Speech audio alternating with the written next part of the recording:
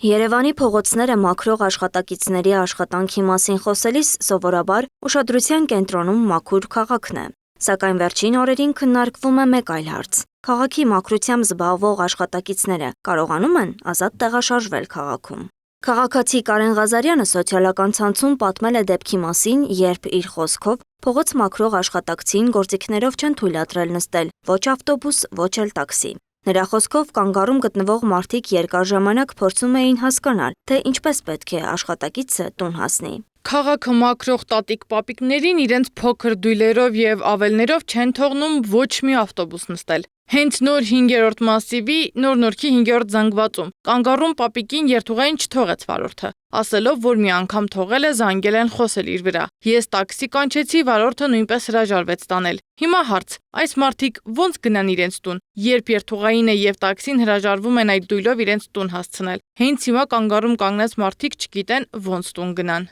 Երևանի աղբահանությամբ զբաղվող հիմնարկը տեսել է այս հայտարարությունը, գնացել հետքերով, բայց ինչպես իրենք են ասում, ապարդյուն։ Օրենքը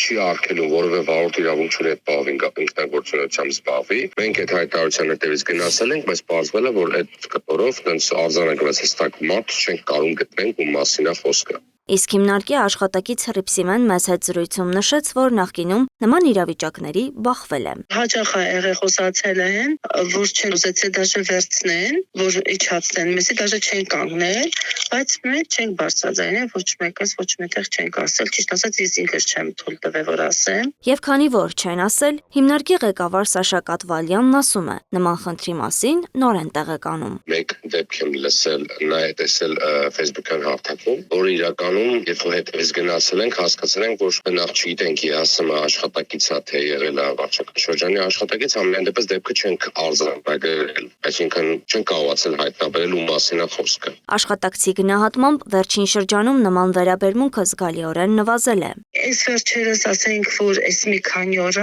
ես չեմ նստում ճիշտ ասած, բոլորովին չեմ նստում, որտեղ եթե մի անգամ վրա խոսում եմ, ես երկու անգամ չեմ նստում, այս քանի օրվա մեջ, այս քանի ժամանակվա մեջ մեր աղջիկները նստում են, ասենք, խոսքի օրինակ նստում են Էրեբունուց գնում են Խորենացի են իջնում, չեն խոսացել, նման բան չկա։ Իսկ Կատվալյանի խոսքով յուրաքանչյուր վարչական շրջանում կան հատուկ կետեր, որտեղ աշխատակիցները պահում են իրենց գործիքներն ու համազգեստը։ Ուստի ըստ նրա սովորաբար աշխատանքային պարագաներով չեն երթևեկում։ Մենք ունենք միայն ընդհանուր մեքենա տրամադրված Երևանից դուրս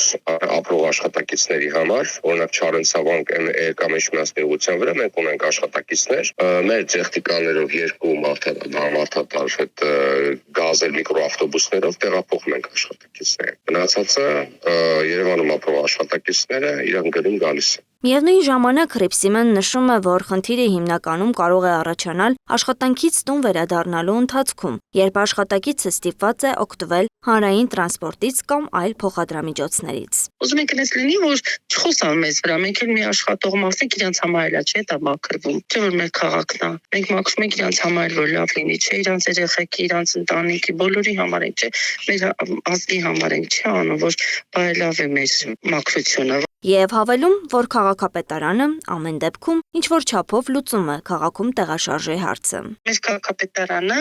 մեզ հատուկ մարշրուտներ կա, որ մեզ տեղափոխում են, ասենք տեղափոխում են ուրիշ տեղ են կանչում մեզ աշխատանքի, իրանք գալիս են մեր հետևից, հատուկ մարշրուտները, որ քաղաքապետարանը տրամադրել է, մեզ գալիս են տանում են այդ աշխատանքի տեղը։ Ըստ Սաշա Կատվալյանի չկա համակարգային խնդիր, ուստի որևէ բան լուծելու կարիք եւս չկա, սակայն կա փաստ, որ աշխատակիցները բախվել են նման խնդրի։ Անահիտ Սարգսյան, Աշոտ Բարբարյան, ABC Media։